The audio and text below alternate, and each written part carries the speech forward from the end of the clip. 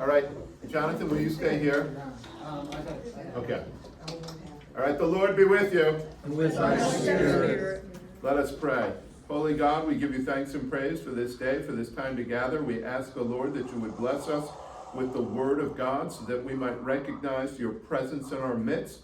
We ask, O Lord, all of this in your name, Father, Son, and Holy Spirit. Amen. Amen. All right, so chapter 12. We are at chapter 12, and we are getting from the general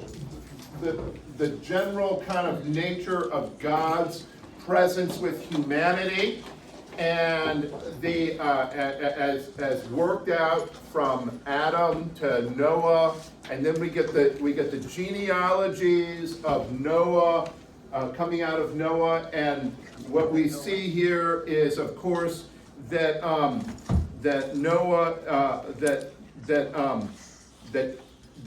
Abraham or Abram is an offspring of Shem, and his father is Terah, and he's in the land of Ur, which is southern Mesopotamia, south of Babylon, and he is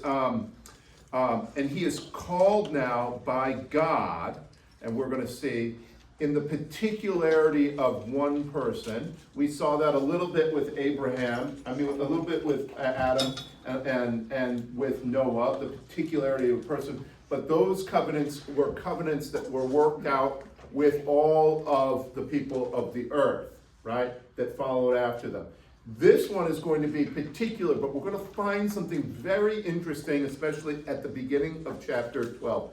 I want you to hear these because these are really important, not just for understanding what God is doing for Abram and ultimately Abraham, but what God will wind up doing for all of humanity through the particular covenant of Abram. Okay?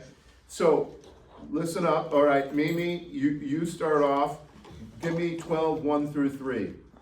Now the Lord said to Abram, "Go from your country and your kindred and your father's house to the land that I will show you.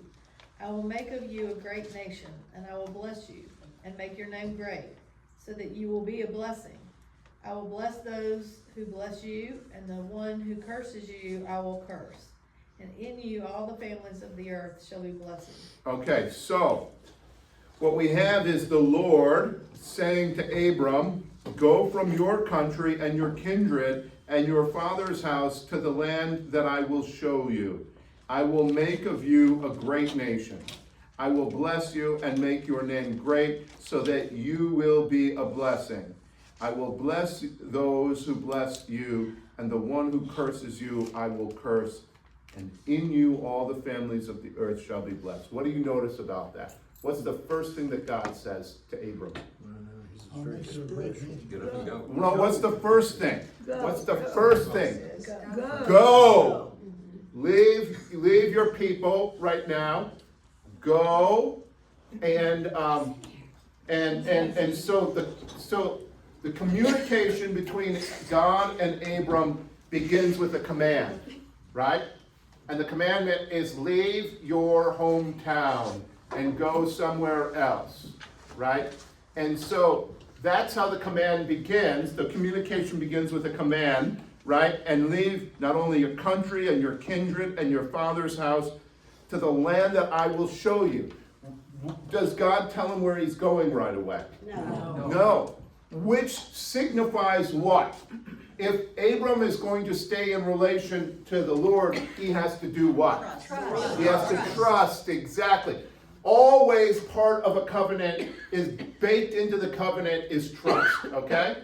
You have to trust, and now I'm going to speak more broadly about covenants, and then we're going to be with covenants between God and humans. If you have a covenant with somebody else, does it imply trust? Yes. Yes, it does. And guess what? All relationships that you have with other human beings involve trust, other than those that are pure antagonism, right? If you have a neighbor, you have to have the trust that the neighbor will abide in good faith next to you, right? And so all of these covenants involve trust, right? And so, Sally, do you have an HOA? Yes. Yes. And what does an HOA involve besides being in hell? A trust, right? You trust that what you all say to one another, everybody will do. But what's the problem? Not everybody does. Not everybody does it, right? Right, and that's where the problem of covenants come, is that it's difficult to always kind of abide in trust with the covenant. The problem with a covenant with God is what? What's the problem with a covenant with God? Unknown. Unknown, right? Right? Well, has this God ever spoken to Abram before? I don't know. Probably not, right? So when you get this message, right, from the Lord, how do you know that the Lord will be faithful to what the Lord will say? Well, the only way you'll know is trust, right? But now here's the kicker. Here's the kicker. If you never trust, what will become of your life? Lonely. Okay, lonely, miserable, right. So what did we say that being made in the image and likeness of God, what were some aspects of being in the image and likeness of God? Relationship. In other words, you're not in the image and likeness of God just because you're standalone as only individuated. You're an individuated being in community, and the goodness of who you are can only exist in relation to others because the Lord has made us to love freely. What does love imply? Choice, trust, and another person or another being. Right. So the fullness of who we are going to be as human beings only exists in relation to others. And what is God?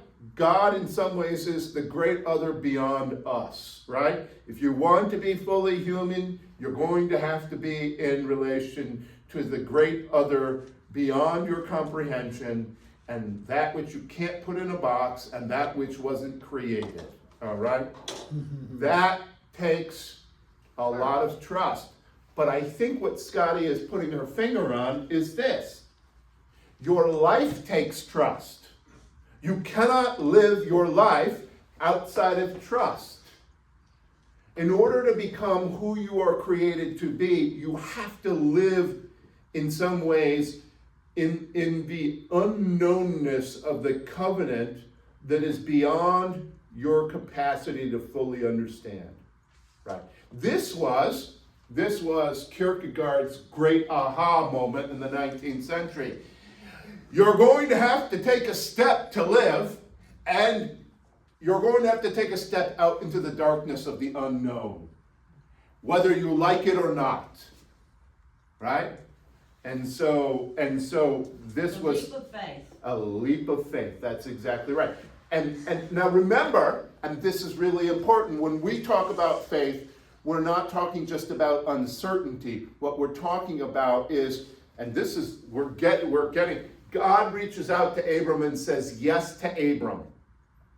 Yes, I want to be in relationship with you. And Abram has to decide whether he will echo back a yes to God.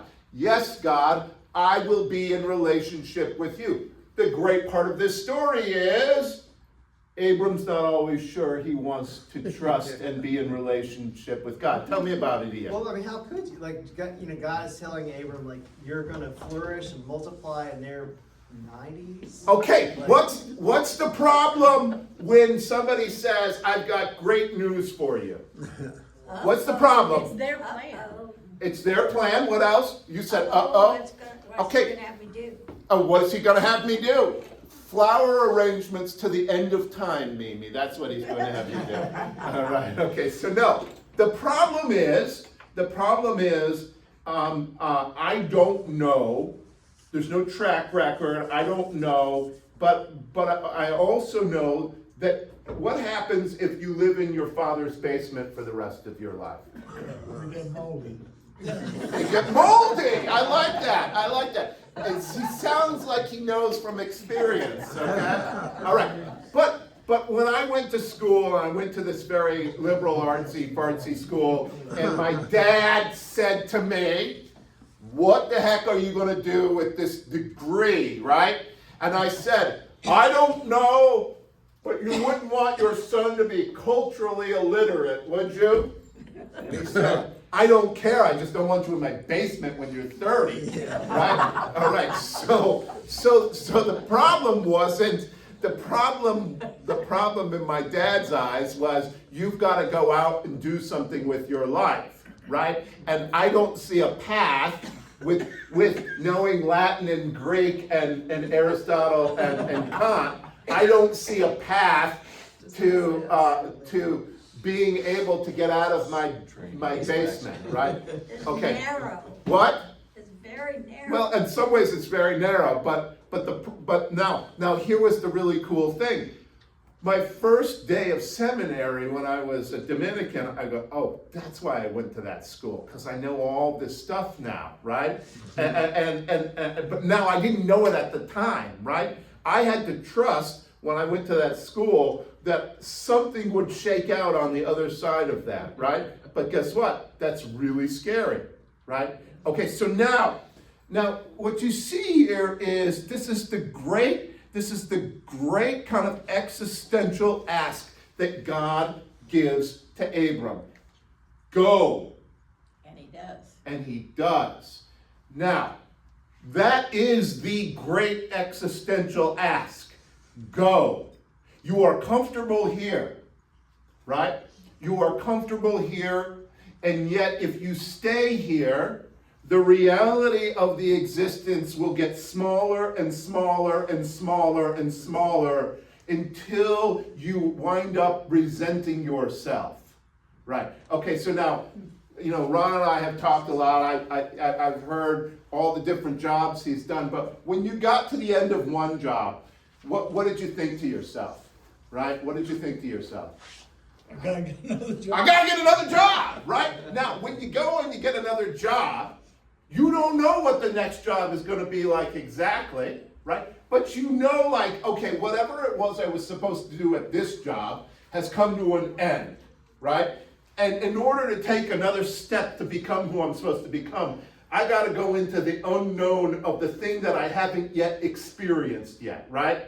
And that's what God is saying. In order for you to be who you are supposed to be, you have to go into the unknown of another experience that you haven't yet come across, right?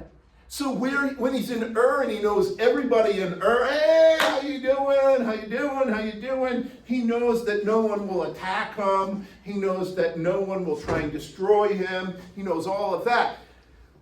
But as I said to you on Sunday, I said the problem with life is that love and death are inextricably linked to one another. You can't have love without death. Which is another way of saying you can't have love without certainty. Right? If you have love that's certain, if I said, Mimi, I love you, right? But here's the catch. You have to do exactly what I say all the time. What would you say, Mimi?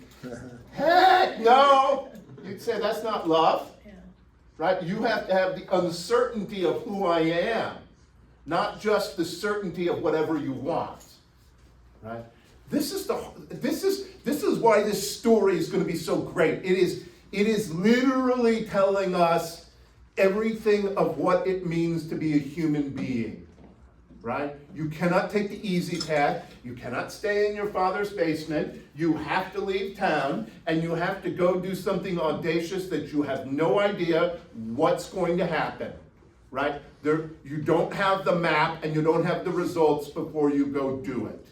You have to go into the unknown. So the voice from the unknown beyond the known comes to Abram and says, you must go into the unknown beyond the known. Yes, Michael? It's the problem that, we still all deal with today. How does Abram know this is the voice of God? Right, of course. Or better yet, how does Abram know that this isn't a demon? I mean, what I mean by a demon is, how does he know that this isn't the voice of somebody trying to lead him into peril and death? Right? Yeah. He doesn't know yet, right? And so that's what's beautiful about this. You start your life of faith, right? We all know this. Rabbi Kushner wrote a whole book about this. Why do what? Bad things happen to good people, right? I've got news for you. You're all going to die. Bad things thus will happen to everybody. And there's nothing you can do about it.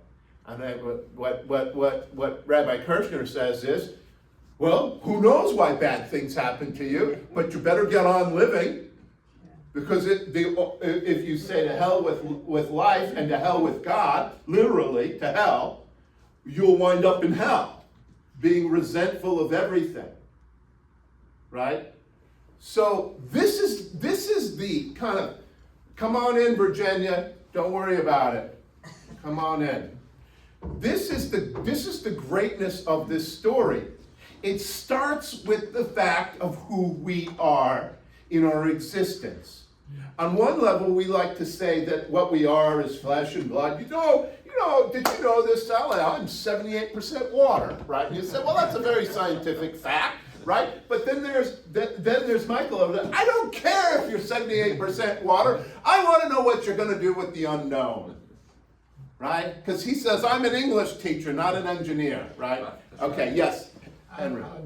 There's an old story, and I read it in a Bible stories book when I was young, that Abraham actually, as a young person, had reasoned that there was a God who was king over all the gods that ran the world around him. And he actually tried to get people to worship this one God who was the king over all the gods. Okay, now, what's the problem with that story? It's a story. I don't have it. It's not in scripture, but it's in, Yes. except that it's commentary. So Abraham somehow recognized it was God speaking to him. All right, so now, yes, he does recognize that this is it. Now, what else does he say? Leave your father's house and the land to which I will show you. And then he says, I will make of you a great nation, right? And I will bless you and make your name great, so that you will be a blessing. I will bless those who bless you, and the one who curses you I will curse. And in you all of the families of the earth shall be blessed. Tell me about that. Somebody say something about that.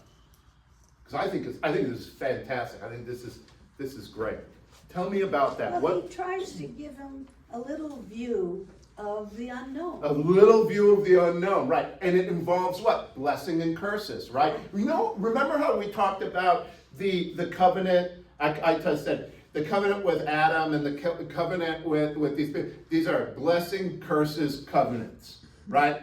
Right. So there are agreements that deal with blessing and curses, right? You don't just get a covenant; you also get blessing and curses, right? And basically, what he's saying is, here's what's going to happen. I will bless you. All right? And not only am I going to bless you, but I'm going to bless you to bless others. Yeah. Right? So the covenant begins, go, leave here, you will be blessed, and you will be a blessing for others. All right, so now, Ian and then Mimi. There's hope. There's hope. Right, what's the hope? Well, you're being sent out into this unknown, in this ridiculous scenario, whatever. Yeah. And it's not gonna be all pain and bad. Like, you are gonna be a blessing to others. Others will bless you. People may curse you. They will be cursed. Yeah. So it's like, I'm sending you, but like, I'm not by yourself. There's hope. Yes. That is not by yourself. So when God says, I'm going to bless you, does he mean he'll bless him once? No. What we're going to find in the story is when he says, I will bless you, and I think this is what Ian's getting at, I'm going to be with you and blessing you. The hope of this call is the fidelity that I will have with you.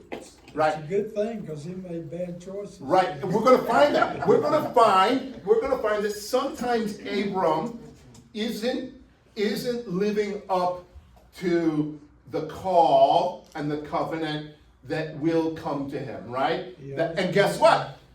I've got news for you all. And the news is this: none of us live perfectly into the call that God has for us, right? Because we all reside somewhat in fear, right? We are all remember, we're all descendants of Adam and Eve. We're under that bush with them, right? Residing in fear, right? I don't want to get up here, because if I have to go out there, there's too many bad things that can happen. All right, Mimi. One other thought was, why would you choose me? Why would you choose me? Right.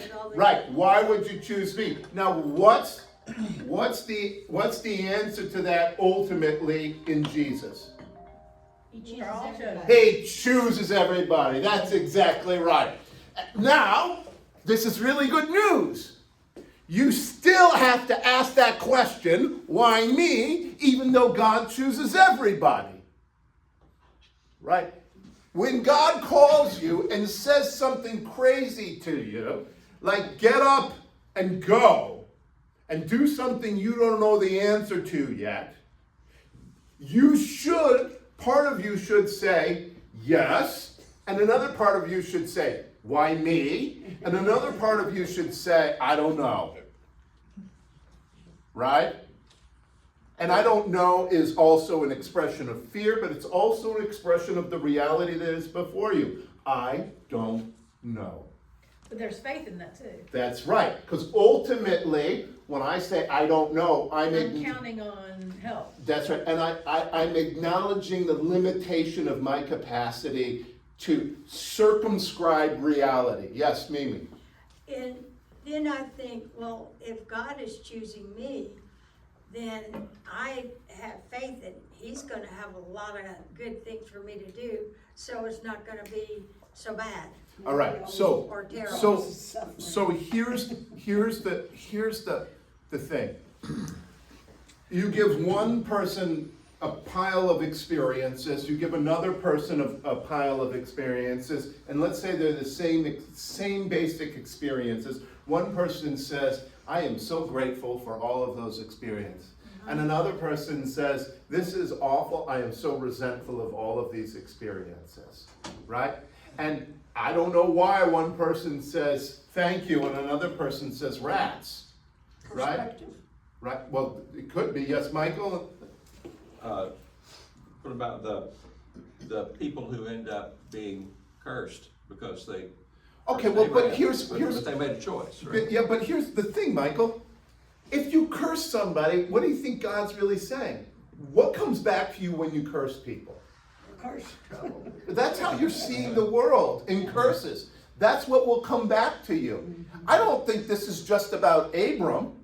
If you curse anybody, what you get back is curses. If you flip somebody off in traffic, they're gonna flip you off. Yeah, well, that's right. Right. Now, I always say with traffic, one of the great things about traffic is I don't really know that person. They cut me off. I fling them the bird. They get on with their life. I get on with my life. No hard feelings. So I don't really mean it. But if Ian's going, well, I don't know. No, but if they ram into the back of my car, now I got a problem, right? And it's really easy to move to resentment. I think I've told some of you this story. I actually interviewed Sister Helen Prejean, who was the nun in Dead Man Walking, right? And she would always she would say to me, I said, well, why did you go to this place where you were seeking some part of resolution with this, right? With this man who was on death row and he killed the woman, and it's horrible. And she said, because I don't want people to live through the lens of cursing. I want them to live their life through the life of blessing. Well, Well, that's right, because the person who ran into the back of your car wasn't looking at you because he's busy flipping off somebody else. Well, that's, I mean, you know. right, I think you're putting your finger on this, and it's this. If you curse anybody, you're really living through the lens of cursing. What does he say to Abram? What does he say to Abram? He said, and this is great, he said, I will bless those who bless you, and I will curse those who curse you. And in you, all the families of the earth shall be blessed. What he's really saying is this. This covenant is about not just you being blessed by being a relation of me, but doing the very work that I do, which is blessing. Who's the one that curses? Oh, I mean, existentially, outside of just human beings. Who is the one that does cursing? The devil. The devil, right. Who's the one that does blessing? God. God, right. This is what the story is about. Do you want blessing or do you want curses? Right? You can be on team devil, but team devil's outcome is cursing. Right? And I don't mean cursing like just swearing. I mean like cursing is like wanting bad and malintent to be on other people. Right? Like I always say this, part of becoming a Christian adult is not taking personally when bad things happen to you. Being able to even find blessing in the things that happen to you that you wouldn't choose. Right? I don't choose a lot of the things that happen in my life, and when I'm going through them, I don't particularly like it, right? So when a race riot was happening in St. Louis, in my neighborhood, I didn't say, oh joy, this is so wonderful. I'm so glad that the city is burning down around me. No, what I said was, day by day we will get through this. As I look back on it now, it's not that I would ever choose that, but I would say nobody's taking that experience from me, because that's part of who I am and part of the blessing that I have in my life, going through that experience. When COVID came, I thought, oh God, I thought there was nothing worse than a race riot that was going to happen to me as a pastor, and now I don't know whether I'm coming or going, right? And now as I look back on it, I would say, well, I wouldn't want that ever to happen again, but I don't want anybody taking that away from me. Having the resilience and courage to move through an experience, right? Right. So here's the thing. God is basically laying out to him, right? Here's the deal. Be a blessing for others. That is ultimately where you're going, right? You're going to be a blessing to others, but you cannot stay here in order to do that. You have to go out into the unknown and be able to bless people and others, even when you don't know what the outcome of that experience is going to be. Yes? I'm just thinking. Yeah, keep it going, Gene. It's a little bit ahead. Yeah, God speaks to Abram. yeah. So I'm assuming Abram is the head of a lot of Yeah, we will find that out on the And next they- page. They go, where are we going? And he goes, I don't know. Yeah, yeah, All these things that involve them. yeah. So like it's when I'm driving. You're telling us. That's right. It's like when I'm driving and I'm looking at my phone at the same time, and my wife says, "Do you need help?" Right? No, I got it. No. She says, "No, you need help." Right? In more than one way, you need help. Right? And now the point is this. I wish that those people all want a map. They want to know where they're going. They know they're going to want to know all that. Right? Now, what we're going to find is the map is being drawn as they are going on their journey. Right? Right. Okay. Oh, we're going to find that out. We're going to find that out, like the Exodus. This chapter is going to have a lot of kind of proleptic vision of Exodus. Okay. All right. So 4 through 6, Miss Sally. So Abram went as the Lord had told him, and Lot went with him. Abram was 75 years old when he departed from Haran. Abram took his wife Sarai and his brother's son Lot, and all the possessions that they had gathered, and the persons whom they had acquired in Haran. And they set forth to go to the land of Canaan.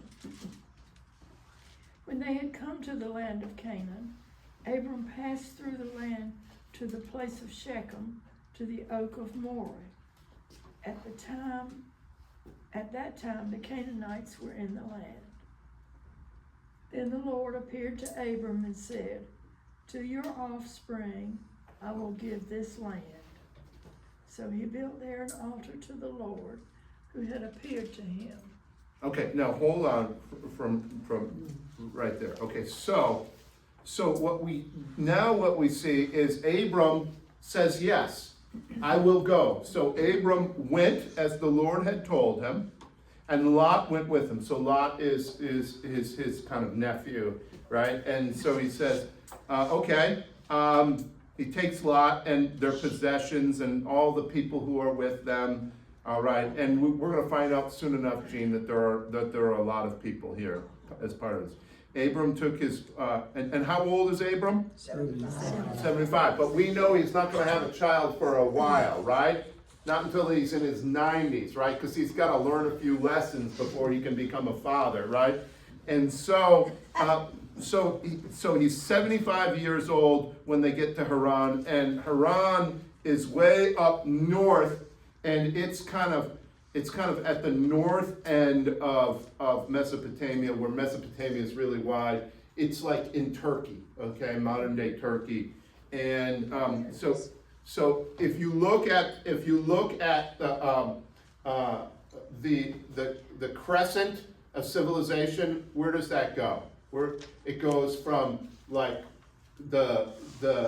it goes from the south end of Mesopotamia all the way up through Turkey, and then down the backside of the east end of the Mesopotamia, where Israel is, right? It's kind of like this crescent that kind of goes like this.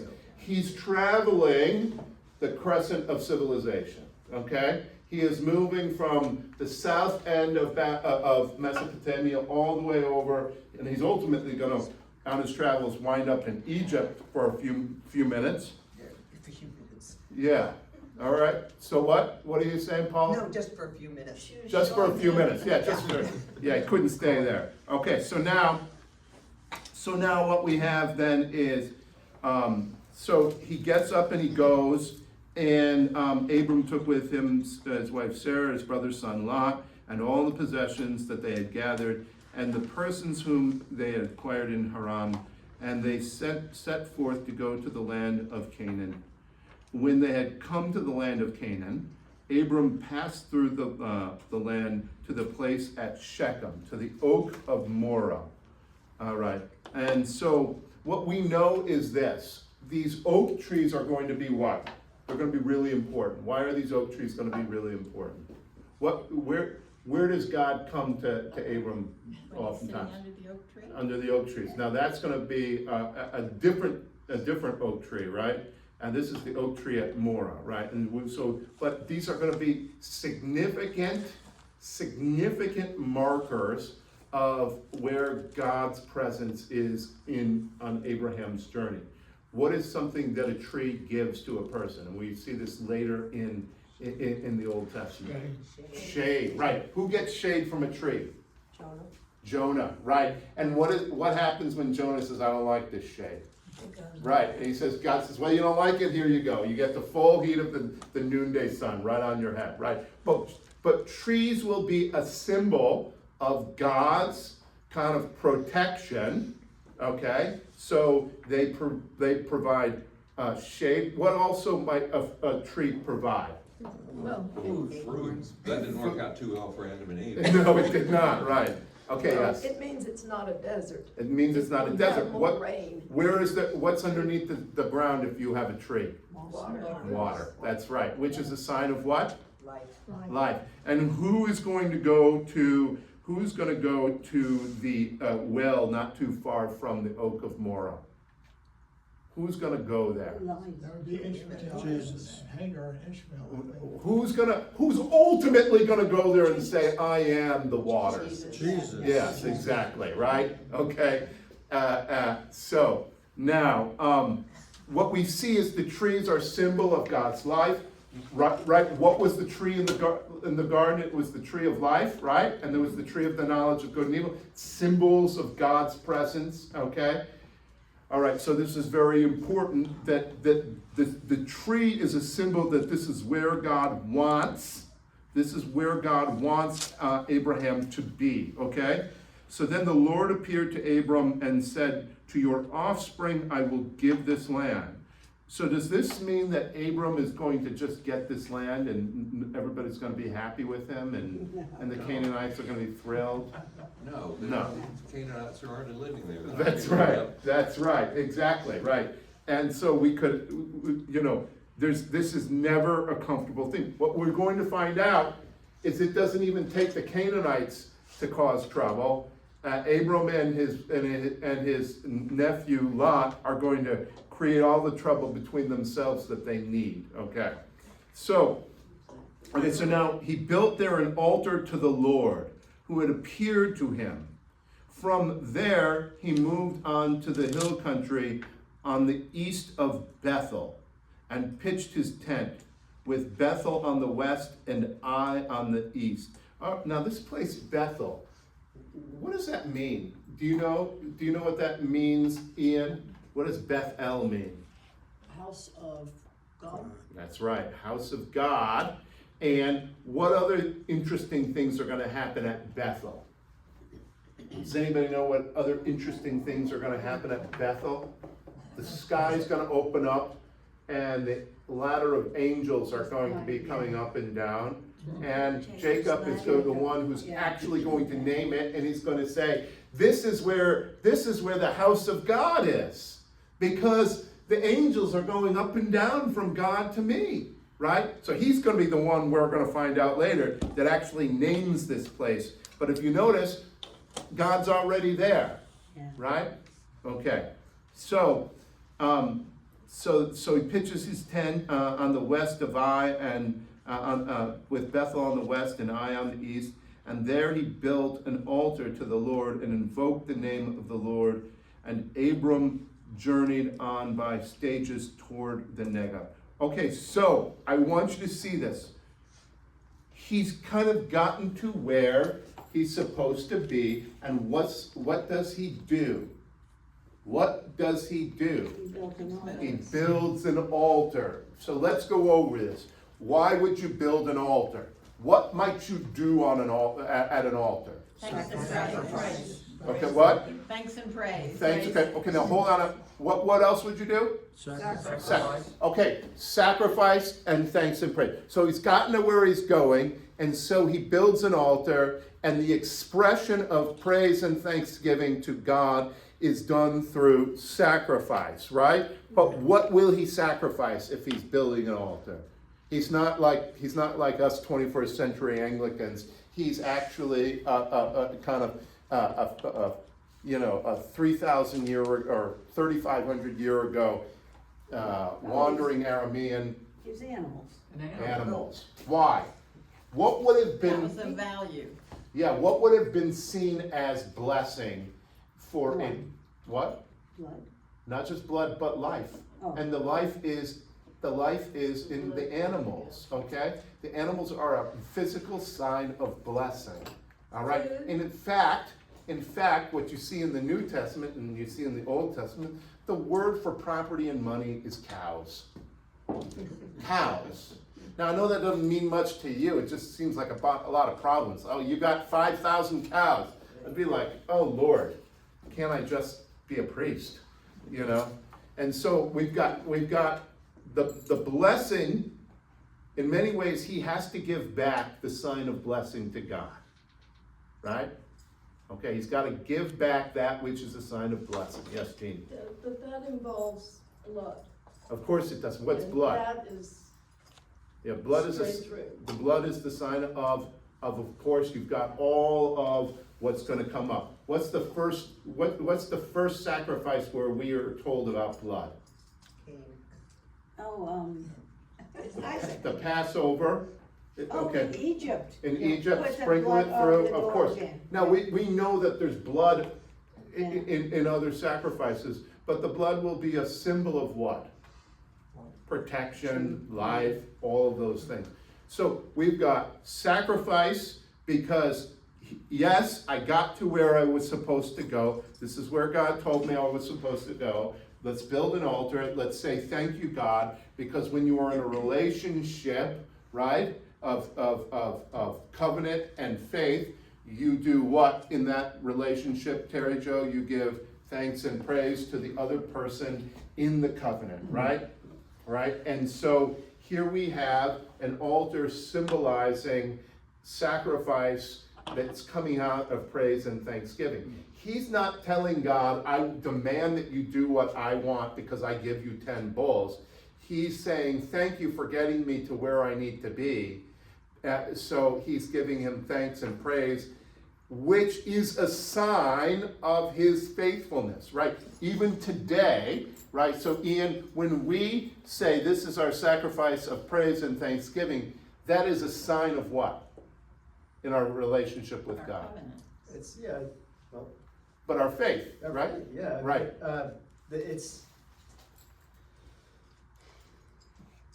I guess less for me, it's like, I know that I've been given Yeah. all these blessings and Yeah. gifts. I couldn't possibly like Mhm. return them in a one-for-one relationship or Mhm. anything like that, but this is what I can give. That's it. So this is exactly right. So when we are living truly out of a place of yes to the other, what we give them is praise and thanksgiving. And praise and thanksgiving can look like a sports coat, right? Or it can look like a bowl, or it can look like whatever you know the other person would delight in, right? So I always say, when you are in a relationship, what brings you the most joy and satisfaction in the relationship? Making the other happy. Knowing each other, what else? What?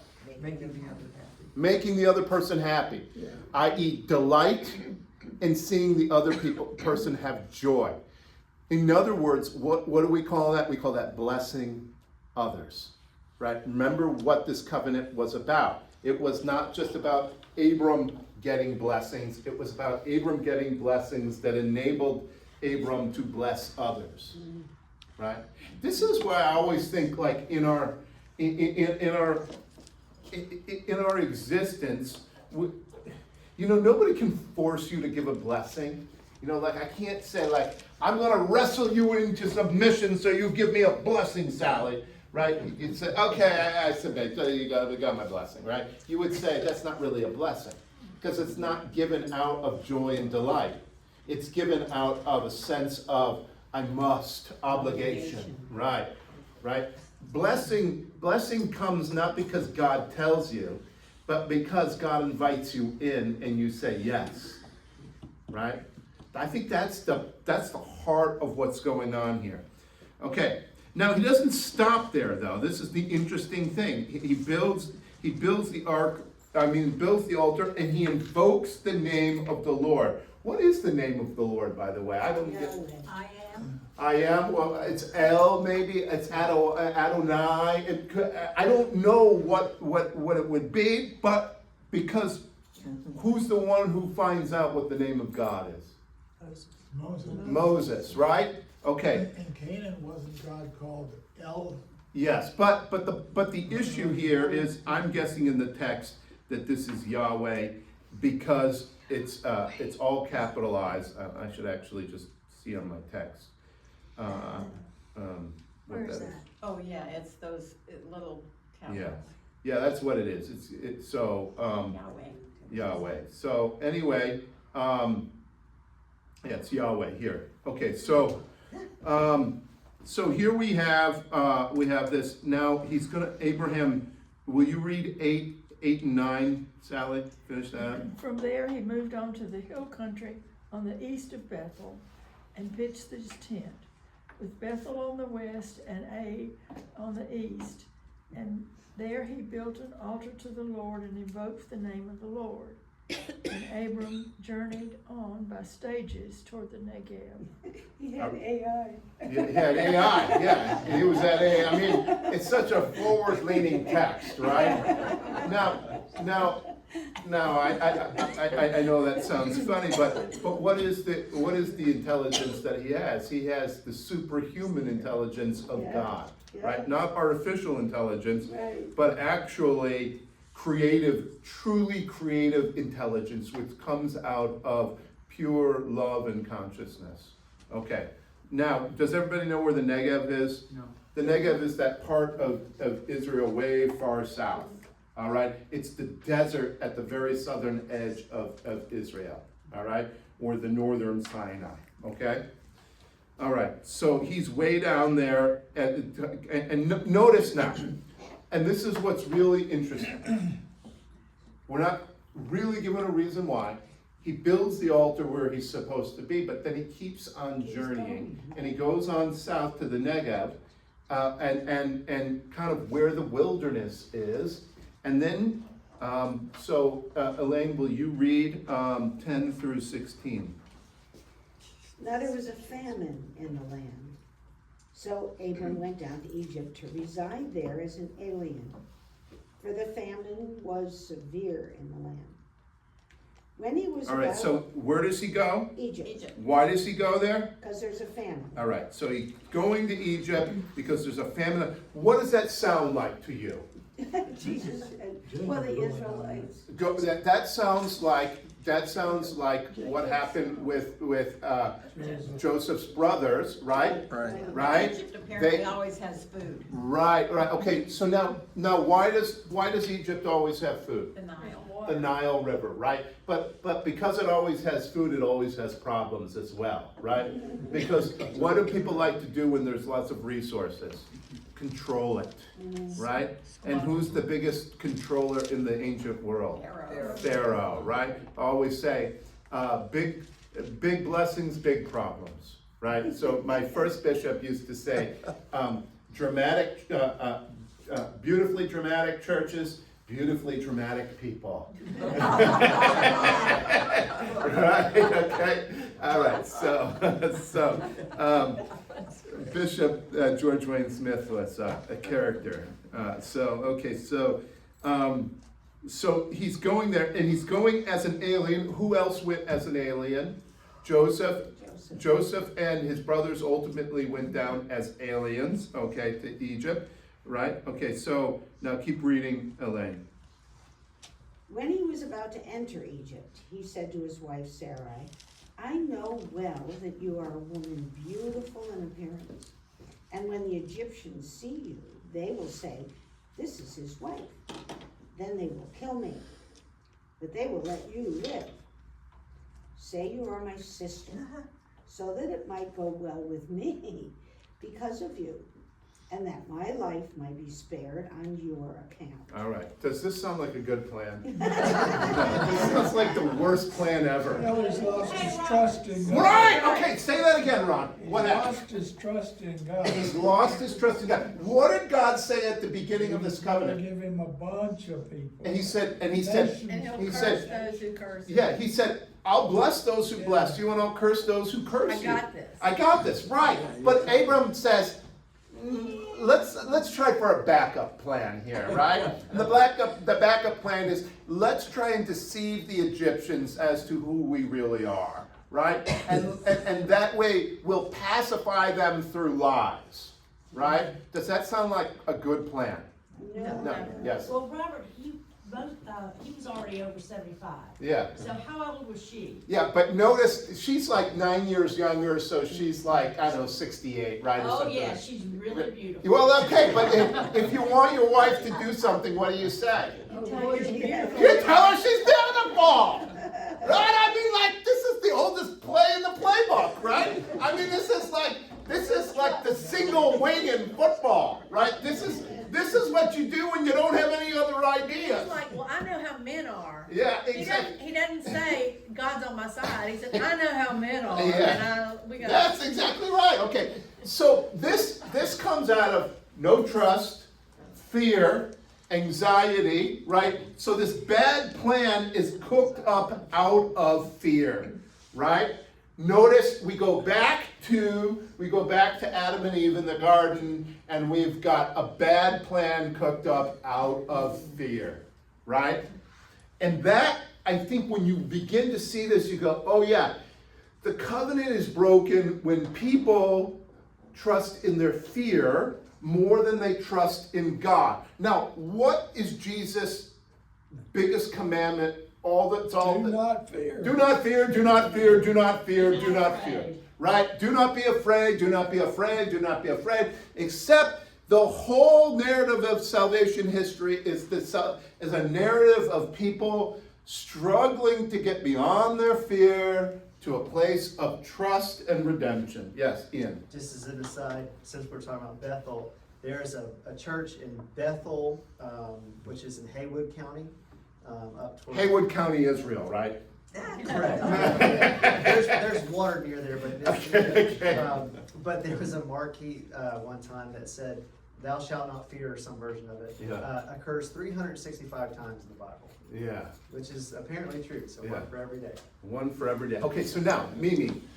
It says, do not fear, but then it says, fear the Lord. All right, because So fearing the Lord is a different fear, right? Fearing the Lord is actually being trustful of what it is that the God does, right?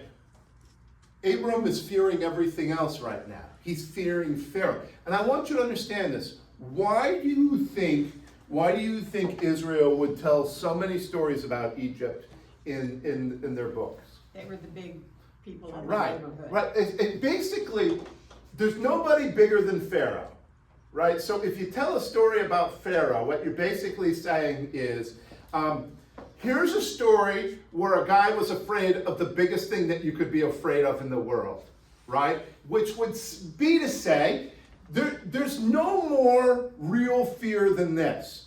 There's no more fear that you can't think up of a fear that would be more appropriate than this, right? Because Pharaoh's the biggest, baddest dude in the world, right?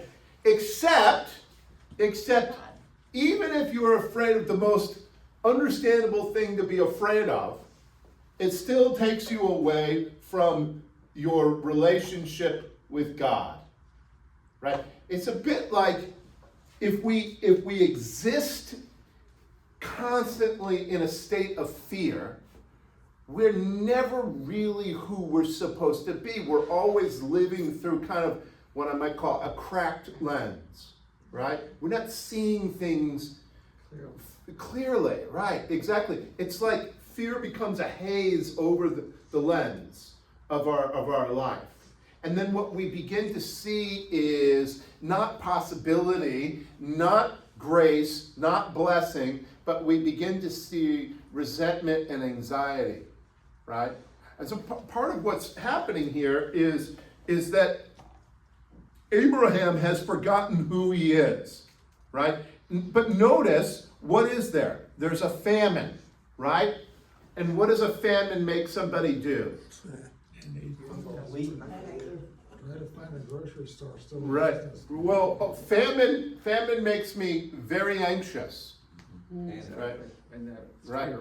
And you do crazy things when you're anxious. You do very crazy things when you're anxious. That's exactly right. Okay, so now, this idea that he's going to say that Sarai is his sister, and pass her off to Pharaoh is literally, think about this. What is the blessing that God is giving him? What's descendants, right? So he's literally saying, I don't trust what God is doing. I'll give my wife to Pharaoh because I don't trust enough in that blessing. He's literally, it's symbolically giving away the covenant that God is trying to establish with him. When he gives his wife away, it's literally smashing this covenant. All right. Yes, Jean. This is all coming together for me because Sarah becomes his first sacrifice. Well, okay, great. That's Yeah. brilliant, right? It become, but the problem is, But it was not because God asked it. it's a sacrifice to whom? To Pharaoh. It's a sacrifice of fear, not a sacrifice of faith and love, right? So of course you sacrifice the wrong thing when you sacrifice out of fear, right? Right, and that's the beauty of this, right? It's a sacrifice, but it's not the right sacrifice. To the devil? Well, Pharaoh is what we're going to find out, not just in this reading, we just get a little bit of Pharaoh, but what we're going to find out is that Pharaoh actually thinks he's the devil, and he's God, and he's convinced everybody else that he's God, right? And so when Moses goes before Pharaoh, he's got to say, no, this is not God. This is literally the devil trying to convince people that a person is God. Right? Right? So what I would say is this. Worldly power is always trying to tell you what? There's no greater power. I am the sum of all powers, right? Right? But what's the problem? We know this. Jesus says this. Kingdoms come and go. Kings will tell you that they're the most important thing in the world. But kingdoms come and go. And even at the time of Jesus, he was able to recite a whole litany of kingdoms that had fallen, that had said they were incapable of falling. Right? Right? And so my point is, this is what's so great about telling it as Pharaoh. Pharaoh's the biggest, baddest guy on the block.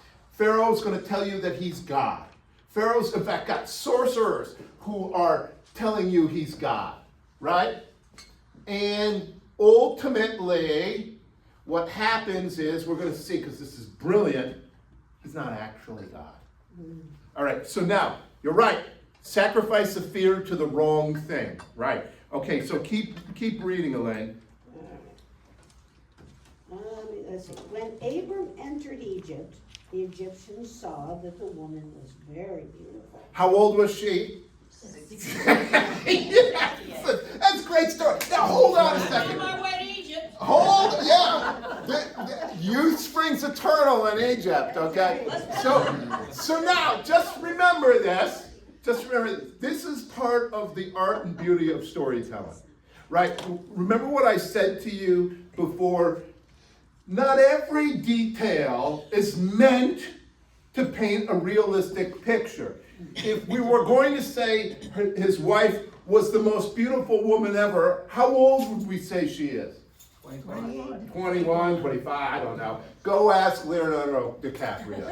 All right, okay, so that's a joke from the sermon last week, okay. So the point of this is, there's absurdity running rampant through this story. And it's meant to be there, right? Oh, you're going to convince Pharaoh that the most beautiful woman in the world is 68 years old. How old is Pharaoh? Right? Who knows how old Pharaoh is? Maybe this is too uncommon. This is a long I'd like to know what he was drinking. All right, now keep reading. Keep reading. When the officials of Pharaoh saw her, they praised her to Pharaoh. All right, what do the officials of Pharaoh do normally? They suck up. They suck up. They're sycophants, right? Of course. They do whatever Pharaoh tells them to do, right? All right. They're the greatest yes men of ever. All right. Okay, keep reading. And the woman was taken into Pharaoh's house. All right. And for Now, her sake, he dealt well with Abram. And he had sheep and oxen, male donkeys, male and female slaves, female donkeys and camels. okay, so now you have to understand this. What has Pharaoh given to Abram? The stuff that Abram thinks is important. The things that Abram thinks His are life, important. Which is his, Actually, okay, say it again. actually, it's his life. Right, yeah, and here's the other thing. So again, you get into the death. That's right, but here's the really cool thing. Oh, my goodness. These are the things that Abram thinks are important. Yeah, More so than his wife or his descendants. That's exactly right. Yeah. He's given away the promise for a pittance, yeah. right? Now, what do we know about Pharaoh? Pharaoh has power over death and life, but he really can't restore life at all. He can just take it, right? So Pharaoh has the capacity to kill, but he doesn't actually have the capacity to bring to life. We have to give Sarai her flowers too. Yeah. She could have been like, screw that dude. Yeah. You know, Yeah, exactly. Yeah. I think the hard part is that She was before this is enlightenment, though. yeah, but this plan is so bad, it's like the worst plan ever, right? But when you see it in light of the covenant that's being established between Abram and God, you realize how bad it actually is, right? This isn't just a bad idea. It's a bad idea rooted in fear because of a loss of faith in God and God's promises. It seeks cheap blessings, right? Things that Pharaoh can give, instead of real blessings, the things that God can give, right?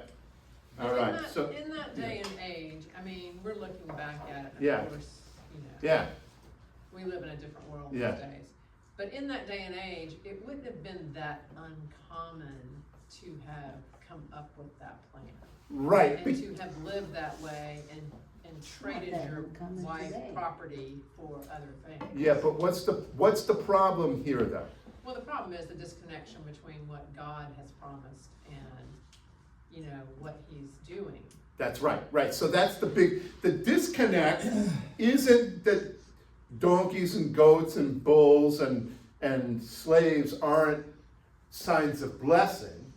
It's that they're coming from the wrong place, right? And you've traded on the promise of God for the things of Pharaoh.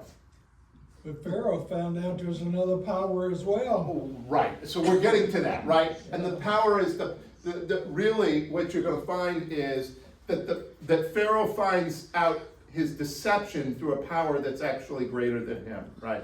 All right, so Terry Jo, will you read the end of from 17 to the end of the chapter?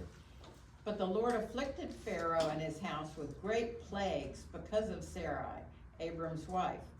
So Pharaoh called Abram and said, "What is this you've done to me?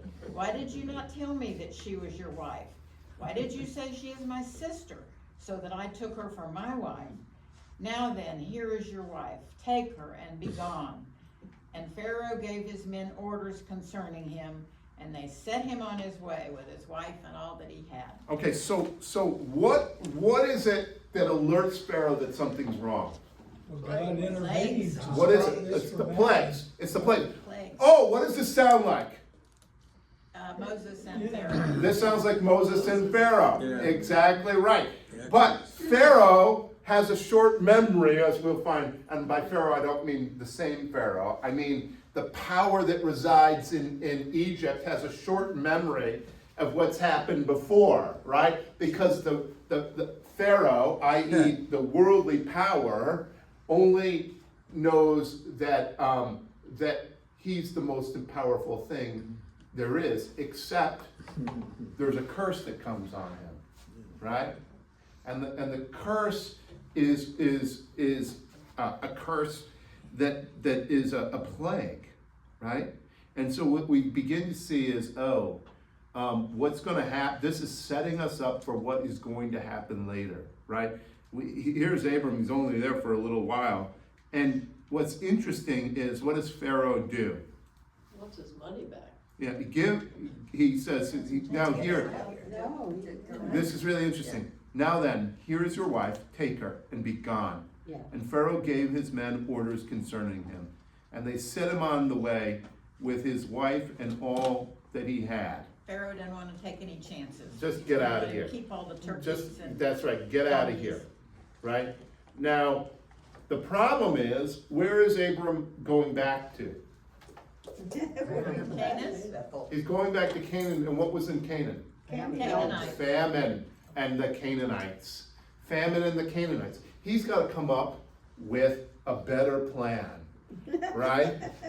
Because the plan he had got him kicked out of Egypt, right? Now what we're going to find is he's going to run this play back again. He's going to try this again on his way back to Canaan, all right? And that will be our next chapter. But I want you to see, this is so great. This chapter is so great. This is so rich because it is literally it is literally mapping out what it means to be a human and having to struggle with, if you're going to receive blessing, you have to step out into the unknown. You have to say yes to God, and you have to be willing to receive that which you don't know already and you can't understand until you receive it. And in fact, the blessing that Abram will get is a blessing that resides well into the future after he's dead. Right? And think about that in your own lives. Right? Think about that in your own lives.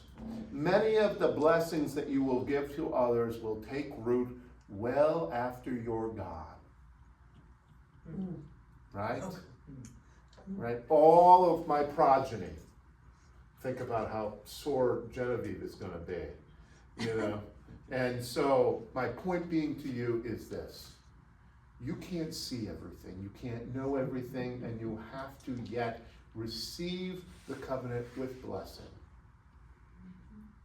so that you might be a blessing on the backside. Yes, yes. I wondered a couple of things. One is how Pharaoh figured out that cause of the plagues was because of Abraham's lie, but it almost seems like he's also acknowledging a greater power by saying. I think you're right. I think he looked around and said, "What's new about this? Right? What's new about this is this beautiful woman I got, right?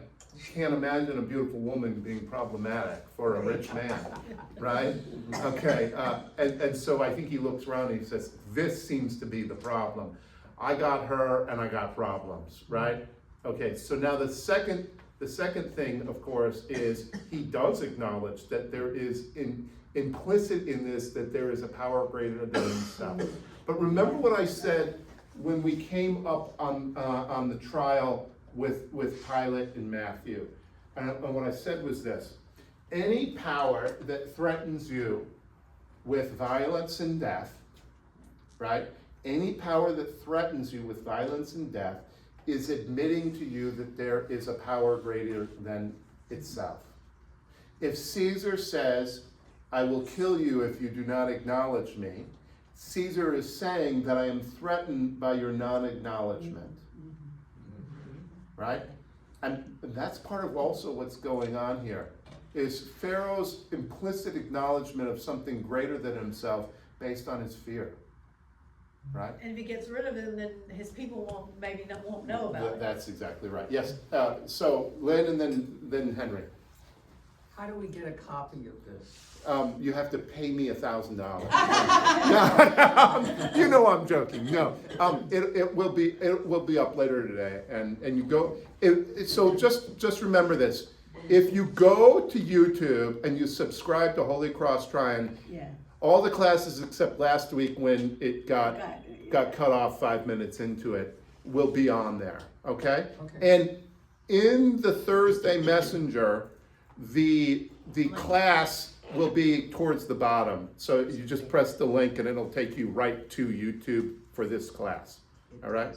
In the messenger. In the Messenger. Yeah, you just scroll down and you'll see a button and it'll say get the class. But the point is that last week got corrupted somehow. So Henry and then Ed. It just came to mind that in those days there were a large number of the Egyptians who were actually God-fearing people. And could one of their priests have informed him? Maybe. I don't. Second item is it possible that the Pharaoh was actually a Hyksos, one of the Hyksos people, and not a native Egyptian. That's also, it could be, but I don't know, once again. Because archaeology is, yeah. I'm following this with archaeology and All I know is, I think when we look at this, Pharaoh, and this is one of the beautiful things, it's both done in Genesis and Exodus. We're not told who Pharaoh is. All we're told is that it's Pharaoh. And that is it's, what they're telling you by that is, don't look at the name name's not important. It's the power, it's the office, this is the most powerful, important thing in the world at this time. Well, we were shown it was Yul Brynner. What do you mean? Yul Brynner, that's right, exactly, the king and I. Okay, yes, keep going. I think it's a great story. I mean, a piece of scripture, it said. And you peeled into it. And, Yeah. But I couldn't help but think the way other people in the Bible say yes to God. And I thought about Mary when the angel came and said, hey, and she said, okay. Yeah, well, and what we're going to find is this, is that Mary's story is built on Hannah's story, which is built on Miriam's story, which is built on Sarai's, part of Sarai's story. Right. So what we're going to find is that the beautiful story, Song of Mary, is built on all of these other yes responses that have already happened. Which is to say, nobody says yes by themselves. You're all sitting in a class at a church because you know you can't say yes by yourself. Not even me, standing at an altar, can do it by myself. In fact, you want to know how I know? Because go to the rubrics in the Book of Common Prayer. You can't do a service by yourself. You need others. You need others. Right? I think that's the beauty. This story is going to get rich and deep and nuanced and textured, and we just have to luxuriate in it as we move through it, because we're going to see more struggles and more beauty in storytelling. And this is what I say to you all. This is our story, right? Like when we come to church on Sunday, we don't just tell the story. We enter deeply into this story. And the story comes alive in us, and we come alive in the story. And the story is acted out through what we do in the service. Right? You all put your finger on it. Praise and thanksgiving, sacrifice, right? All of this stuff. You put your finger on it. Oh, the story, the Song of Mary. Oh, yeah, that's built on all these other yeses that came before, right? Okay. So my point in saying this is the world out beyond these walls wants to tell you you don't matter, wants to tell you that your problems are only your problems, that there's no redemption, right? When we come here, what we say is, no, the story tells us that God comes and says yes to us. The story says we matter. The story says we are loved. The story says we're to be a blessing to others, right? And when the story is deep within us and comes alive within us, we truly become human as God would have us be. And that's the beauty of the story. That's why knowing the story, not just knowing kind of literally the story, but knowing in our bones and our heart and everything we have, right? As Jesus would say, everything. Love the Lord God with your whole heart, mind, soul, and being. How did he do it? Through these stories. Yes, there you go. All right. Go in peace to love and serve the Lord. I love you all. Thank you.